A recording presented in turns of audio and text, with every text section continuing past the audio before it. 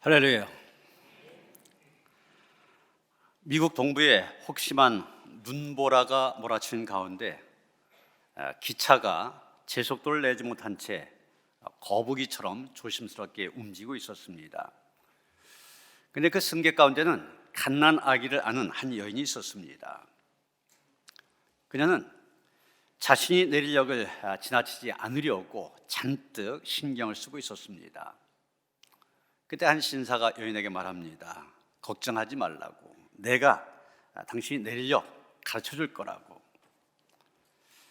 그 기차는 계속해서 눈보라를 뚫고 달립니다. 기차가 어느 곳에 멈추어 서자 신사가 여인에게 말합니다. 이곳에서 내리십시오. 여인은 신사에게 몇 번이나 고맙다는 인사를 하였습니다. 그리고 갓난아기를 안고 기차에서 내렸습니다. 그런데 다음 역에서 신사는 머리를 감싸 안으며 울부짖었습니다. 여인이 내려야 될 역, 바로 여기였던 것입니다. 신사는 이 기차가 잠깐 멈췄는데 그걸 모르고 여인에게 길을 잘못 가르쳐 준 것입니다. 이튿날 여인이 내린 철길 옆에는 아기를 안은 여인의 모습을 한 눈덩이가 발견되었습니다. 여인은 그 철길에서 아기를 안은 채 얼어 죽은 것입니다. 여러분, 사람에게 길을 잘못 가르쳐주는 일이 얼마나 무서운 일이고 비극적인 결과를 가져오느냐를 깨닫게 해주는 그런 이야기입니다. 오늘 본문 8절에 보면 이사야 선지자는 거기에 대로가 있어 그 길을 거룩한 길이라 일컫는 바 되리니 이렇게 말하면서 하나님께서 거룩한 길을 열어주실 것을 얘기하고 있습니다. 10절에 보면 그 길을 걸은 결과가 나오는데 그 길을 걷게 될 때 노래하게 되고 희락과 기쁨, 즐거움을 얻게 된다, 그렇게 말하고 있습니다. 이스라엘에는 세 종류의 길이 있었습니다. 첫째는 왕이 다니는 왕의 대로가 있었습니다. 그 길은 왕과 그 왕의 행위를 수행하는 사람들만 다닐 수 있는 길입니다. 다른 사람은 다니지 못합니다. 두 번째, 애굽을 오가며 장사하는 상인들의 길, 대상로가 있었습니다. 나귀를 끌고 마차를 타고 장사하는 사람들이 다니던 길입니다. 이 길, 장사하는 상인들이 아니면 다닐 이유가 없는 길입니다. 세 번째, 족장들이 다녔던 길이 있습니다. 아브라함, 이삭, 야곱 이런 분들을 우리가 족장 그러지 않습니까? 이스라엘 족장들이 하나님의 인도하심을 따라 다녔던 신앙의 길을 말하는 것입니다. 여러분, 왕의 길은 없어졌습니다. 지금 왕만 다닌 길은 없잖아요. 또 대상들만 다니던 길도 없어졌습니다. 그러나 족장들이 다니던 길은 남아 있습니다. 권력의 길, 부귀의 길 다 사라졌지만 믿음의 길은 영원히 남아 있는 것입니다. 베드로전서 1장 24절 25절 보면 이렇게 말하고 있습니다. 모든 육체는 풀과 같고 그 모든 영광은 풀의 꽃과 같으니 풀은 마르고 꽃은 떨어지되 오직 주의 말씀은 세세토록 있도다. 영광도 권세도 부귀도 풀처럼 꽃처럼 시들고 떨어지지만 하나님의 말씀과 그의 영광은 영원히 있다는 것입니다. 여기로 간 길, 이 길이 바로 거룩한 길입니다. 우리가 걸어야 할 길입니다. 그런데 우리는 지금 어떤 길을 따르고 또 걷고 있습니까? 시들고 떨어진 육체의 길을 걷고 있는지, 아니면 영원히 시들지 아니하는 하나님의 길, 거룩한 길을 걷고 있는지. 인생을 정신없이 살다 한 젊은이가 있었습니다. 그런데 이 사람이 50살이 넘어서야 어떻게 산 것이 참된 인생인가 깊이 고민을 합니다. 고민에 고민을 거듭하던 가운데 이 사람이 기독교 진리를 받아들였고 남은 인생을 농민들과 함께 보내기로 결심합니다. 이 사람이 바로 러시아의 유명한 작가 레오 톨스토이입니다. 톨스토이는 말합니다. 믿음이 내게 들어온 후 그리스도의 말씀이 영원한 진리임을 알았습니다. 그러면서 나의 온 삶은 변화했습니다. 이전에 바라던 것을 바라지 않게 되었고 바라지 않던 것을 바라게 되었습니다. 또한 선으로 보였던 것이 악으로, 악으로 보였던 것이 선으로 보였습니다. 시온의 도로가 거룩한 길이 활짝 열려서 그 길을 걷게 된 사람의 고백입니다. 근데 오늘 본문 1절에 보면 광야와 메마른 땅이 기뻐하며 사막이 백합화같이 피어 즐거워하며 이렇게 말하고 있습니다. 거룩한 길은 광야와 메마른 땅, 사막에서도 열릴 수 있음을 얘기하고 있습니다. 여기 광야 또 사막이라는 단어가 사용되었는데 광야로 번역된 단어는 히브리어로 미드바르 이런 말입니다. 또 사막으로 번역하고 있는 단어는 히브리어로 아라바 이런 말입니다. 두 개 단어 모두가 황폐한 땅, 황량한 들판, 황무지를 가리키는 그런 말입니다. 그래서 히브리어 원어로 보면 광야가 사막이고 사막이 광야입니다. 서로 교환이 되어서 쓰여졌던 그런 말입니다. 이런 광야라는 말 한자를 그대로 풀어보면 넓고 거친 들입니다. 일반적으로 광야는 연평균 강수량이 200mm 이하일 때 광야라고 얘기합니다. 물이 없다 보니 가축을 기르기가 힘듭니다. 농사 짓는 것은 더더욱 어려운 것입니다. 그래서 사람이 살지 못하고 버려진 땅입니다. 게다가 길을 찾기도 힘들고 뜨거운 태양 견디기가 힘들고 일교차도 크다 보니 특별한 삶이 아니고는 여행조차도 어려운 곳입니다. 그런데 여러분, 성경에서 이 광야라는 말의 히브리어로 미드바르 이런 말 쓴다고 그랬죠. 미드바르, 두 개의 단어가 합쳐져서 생긴 말입니다. 미란 말은 뭐로부터, 영어로 하면 from 이런 뜻입니다. 그리고 드바르, 말씀이라는 뜻입니다. 그렇기 때문에 히브리어 그대로 뜻풀이를 하면 어떻게 됩니까? 광야는 말씀이 나오는 곳입니다. 다시 말하면 말씀의 땅이라고 하는 얘기입니다. 여러분, 이게 굉장히 중요한 의미를 갖고 있습니다. 이스라엘 백성들 광야를 어떻게 생각하냐? 말씀이 들려오는 것으로 생각했다는 겁니다. 세상 사람들은 광야 그러면 사람이 살 수 없는 땅, 그래서 버려진 땅으로 생각했지만 이스라엘 백성들은 그 광야가 하나님의 말씀을 들을 수 있는 땅, 다시 말하면 거룩한 땅으로 생각했다는 것입니다. 출애굽기 5장 3절에 보면 이런 말씀이 기록되어 있습니다. 그들이 이르되 히브리인의 하나님이 우리에게 나타나셨은즉 우리가 광야로 사흘길쯤 가서 우리 하나님 여호와께 제사를 드리려 하오니 가도록 허락하소서. 지금 모세와 이스라엘의 대표들이 바로 애굽의 바로 앞에서 우리 좀 보내달라, 광야로 보내달라, 거기서 제사 지내려고 한다 요청하는 그런 내용입니다. 이스라엘 백성들이 하나님께 제사 드리기 위해서 가려고 했던 곳 광야라고 얘기하고 있습니다.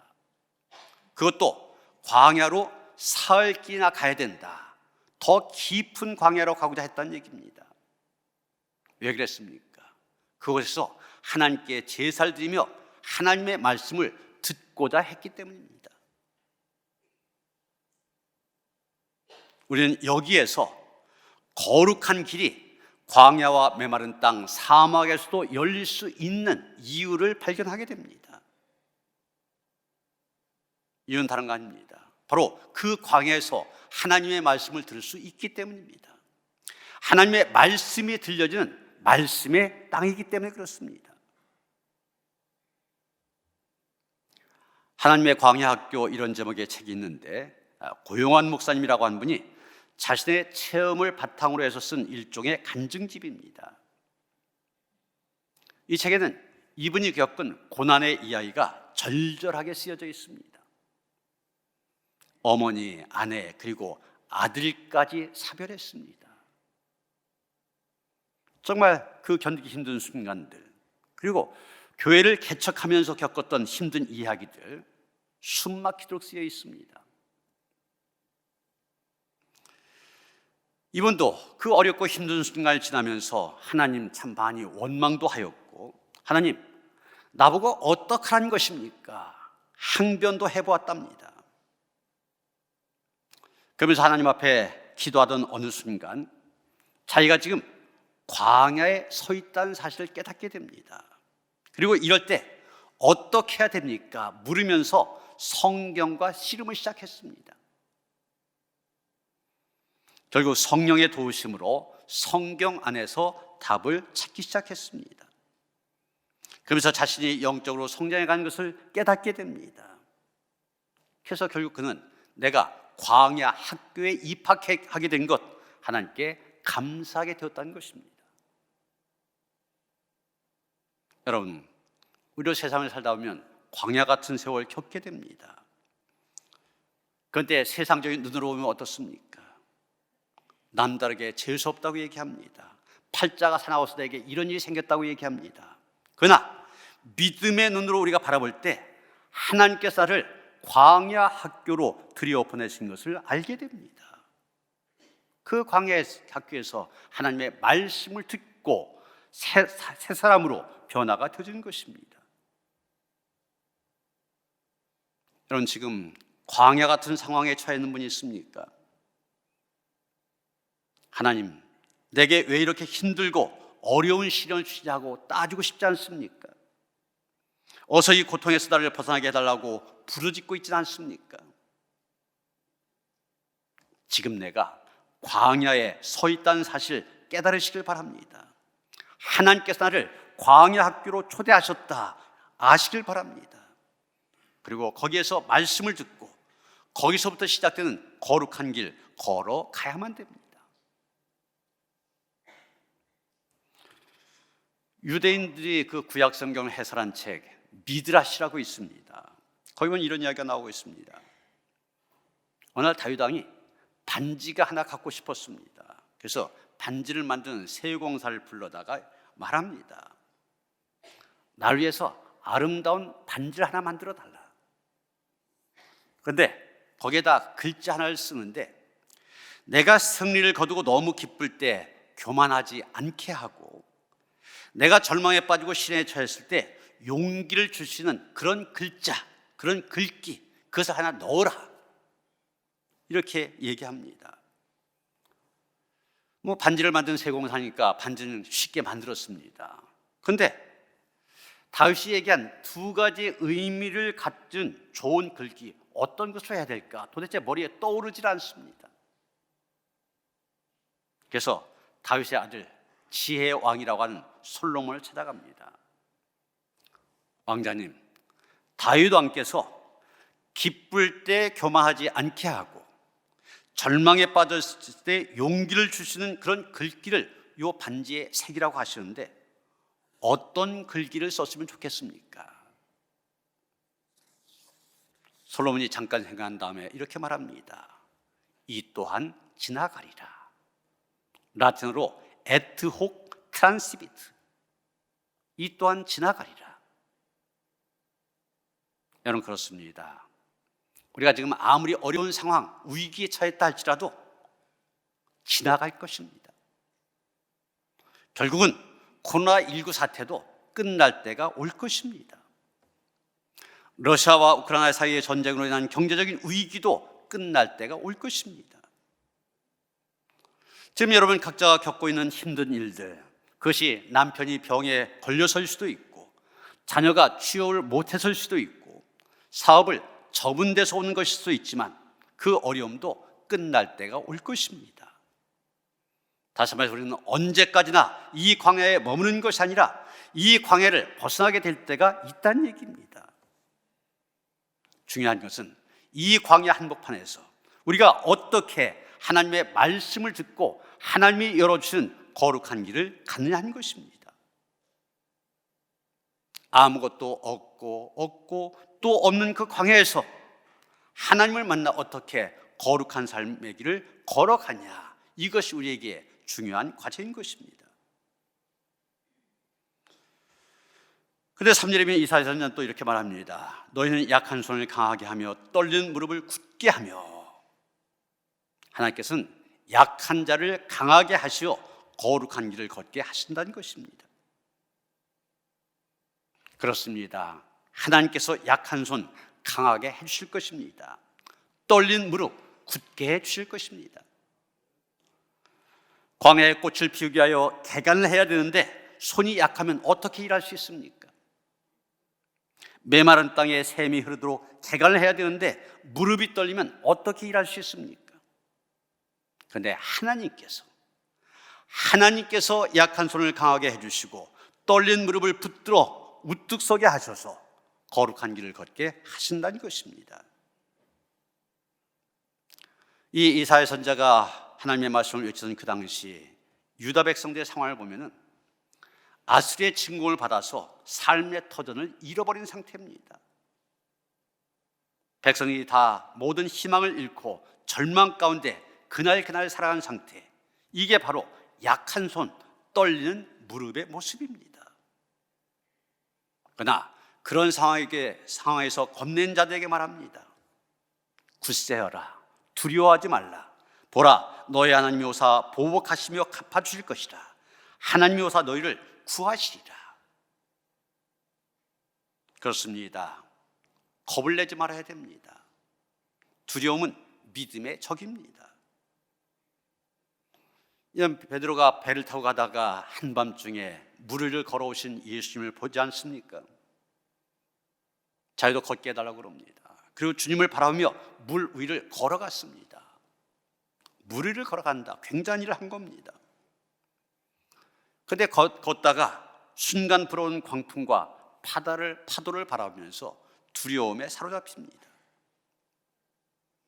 두려움이 가슴에 덮친 순간 물속에 빠져들게 됩니다. 그러면서 외칩니다. 주여 살려주소서. 두려움이라는 것이 이렇게 우리를 넘어지게 만듭니다. 내가 마음으로 두려워하고 있다, 이미 패배한 것입니다. 그런데 그 두려움을 쫓아내신 분이 있습니다. 바로 주님이십니다. 아직은 비록 광야 같고 메마른 땅처럼 보이지만, 사막처럼 보이지만 주님께서는 말씀하십니다. 굳세어라, 두려워하지 말라. 내가 함께 할 것이니 더 이상 두려워하지 말아라. 광야, 사막 같고 메마른 땅처럼 보이는 현실 앞에서 모든 삶이 다 끝난 것처럼 생각되어 주저앉아 있지는 않습니까? 그저 원망과 한숨 속에서 하루하루 보내고 있지 않습니까? 그러나 이런 모습, 진정한 그리스도의 모습이 아닙니다. 여러분, 우리가 믿는 하나님은 어떤 분이십니까? 없는 것을 있게 하시며 있는 것도 새롭게 하시는 분입니다. 고린도서 1장 27절 28절 보면 사도 바울 이렇게 말합니다. 하나님께서 세상에 미련한 것들을 택하사 지혜 있는 자들을 부끄럽게 하려 하시고, 세상에 약한 것들을 택하사 강한 것들을 부끄럽게 하려 하시며, 하나님께서 세상에 천한 것들과 멸시받는 것들과 없는 것들을 택하사 있는 것들을 패하려 하시나니.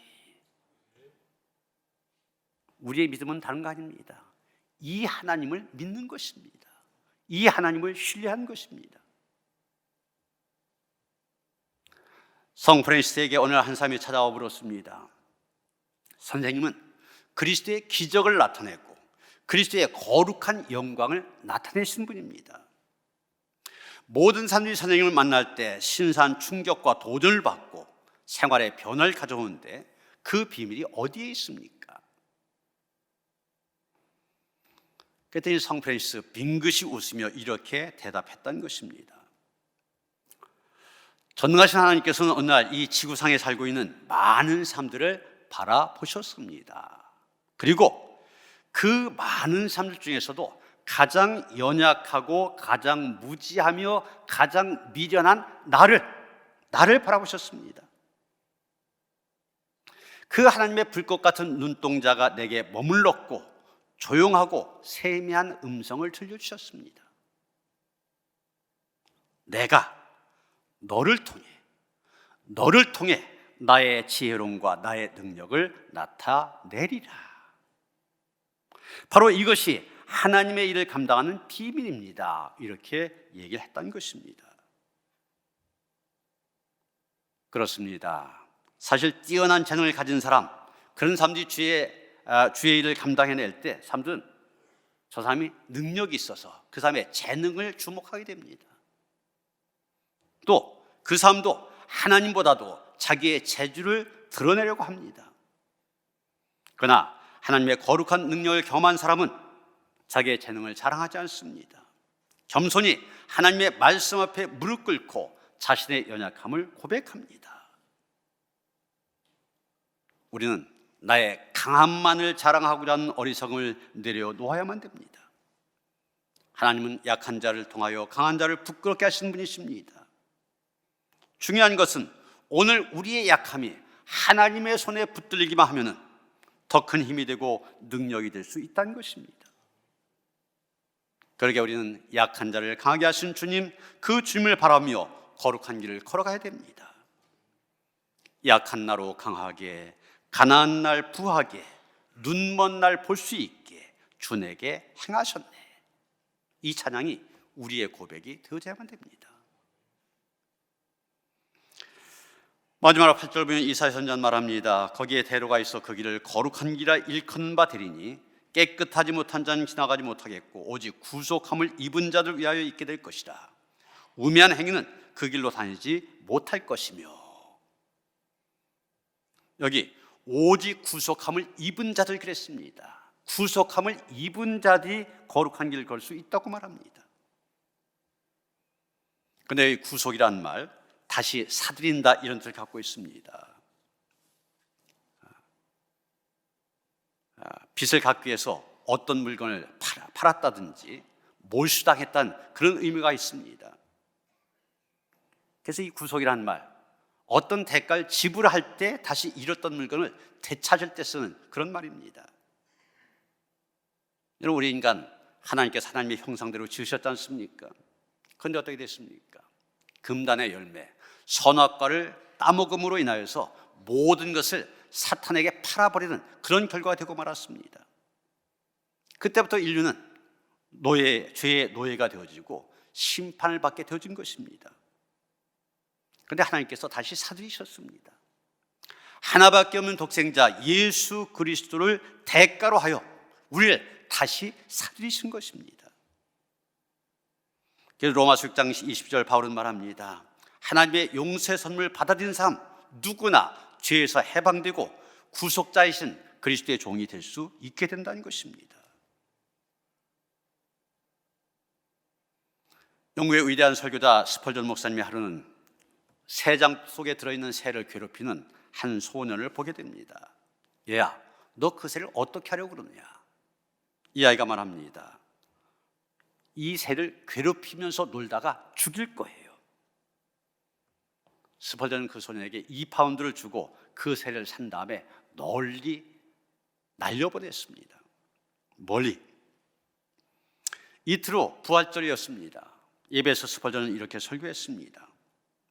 마귀는 인간을 괴롭히다가 죽이려고 하였습니다. 하지만 하나님께서는 독생자를 내주는 엄청난 값을 지불하고 우리를 자유하게 하셨습니다. 이 사건이 예수님의 십자가요 부활의 역사입니다. 그렇습니다. 예수님 우리의 구원을 위하여 막대한 값을 치르셨습니다. 그런데 우리는 얼마나 감사한 마음으로 그 주님을 섬기고 있습니까? 8절 다시 보시면 거룩한 길 오직 구속함을 입은 자들 위하여 있게 된 것이라고 얘기하고 있습니다. 그리고 이어 말합니다. 우매한 행위는 그 길을 다니지 못할 것이다. 아예 못 받고 있습니다. 예수 그리스도 통한 구원의 은혜를 거부한 어리석은 사람, 그 길로 갈 수 없다는 것입니다. 사랑하는 성도 여러분, 거룩한 길, 좁은 길입니다. 협착해서 가기가 어렵습니다. 험한 길입니다. 그런데 성경은 말합니다. 하나님께서 그 길을 열어주신다고 말씀하십니다. 약한 나로 강하게 하셔서 그 길을 걷게 하신다고 말씀하십니다. 바라기는 하나님의 은혜로 하나님의 도우심으로 담대히 거룩한 길을 걸어가는 온교회 성도들 되어주시기를 주님의 이름으로 축원합니다. 하나님, 하나님 부족한 사람들, 연약한 존재들 그러나 불러주셔서 거룩한 길 가게 하셨습니다. 나는 부족하지만 하나님께서 붙들어 주셔서, 하나님께서 강하게 하셔서, 하나님께서 은혜 주셔서 걸어가게 하실 줄 믿습니다. 흔들림 없이 이 길 걸어갈 수 있도록 우리를 붙들어 주시며 우리와 함께하여 주시옵소서. 예수 그리스도 이름 받들어 기도하여 싸움나이다. 아멘.